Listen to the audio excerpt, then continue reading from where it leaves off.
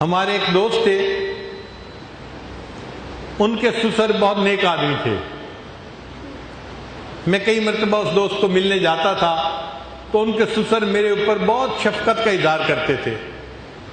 بڑھاپا تھا، ان کی پلکیں بھی سفید تھیں، بھویں بھی سفید تھیں، اور جسم کے سارے بال سفید تھے۔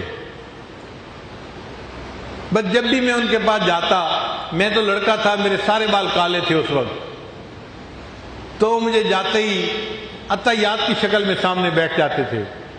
جسم ذرا موٹا تھا، فربا تھا، تو میں ان کی منت سماجت کرتا کہ آپ پلیز اس طرح میرے سامنے نہ بیٹھے، مجھے شرم آتی ہے۔ کہتے تھے کہ نہیں، میں آپ کے سامنے بس عطیات میں ہی بیٹھوں گا۔ تکلیف اٹھاتے تھے مگر عطیات میں بیٹھتے تھے، اور کہتے تھے کہ بس آپ اللہ کی محبت میں باتیں کرتے رہیں اور میں سنتا رہوں گا۔ اور میں بدھو سا نوجوان تھا، جب وہ کہتے کہ اللہ کی محبت میں باتیں کرو تو میں کرنی شروع کر دیتا تھا۔ ایک ٹیپ چل پڑتی تھی اور ادھر سے میں باتیں اللہ کی محبت میں کرنا شروع کرتا، اور ان کی آنکھوں سے آنسوؤں کے لڑی جو ہے ٹوٹ پڑتی تھی۔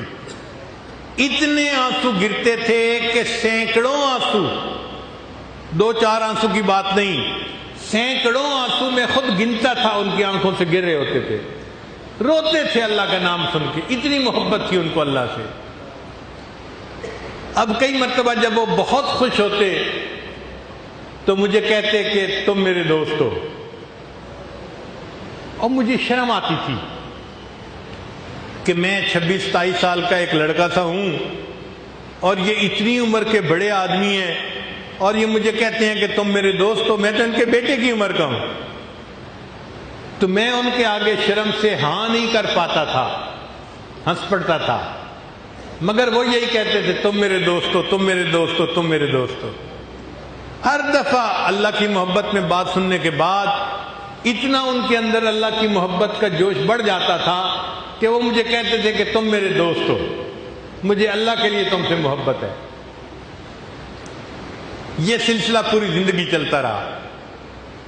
ان کو زندگی میں دو شوق تھے، ایک ہر سال حج کرنا، اور ایک رمضان مبارک میں مسجد نبی کے اندر اعتکاف میں بیٹھنا۔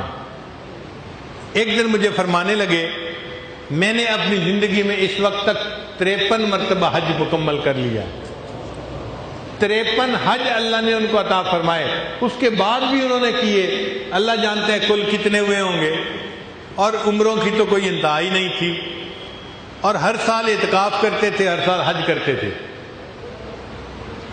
ایک دن میں نے اللہ کی محبت کی 4 وجوہات بتائیں اور کچھ اشعار پڑھے اللہ کی محبت میں۔ اس دن ان کی حالت عجیب تھی، رو رو کے ان کی طبیعت ہلکان ہو گئی۔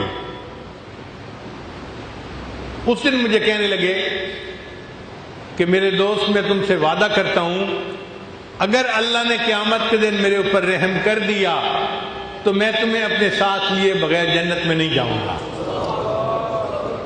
میرے دوست، میں تم سے وعدہ کرتا ہوں کہ اگر اللہ نے قیامت کے دن میرے اوپر فضل فرما دیا تو میں تمہیں ساتھ لیے بغیر جنت میں نہیں جاؤں گا۔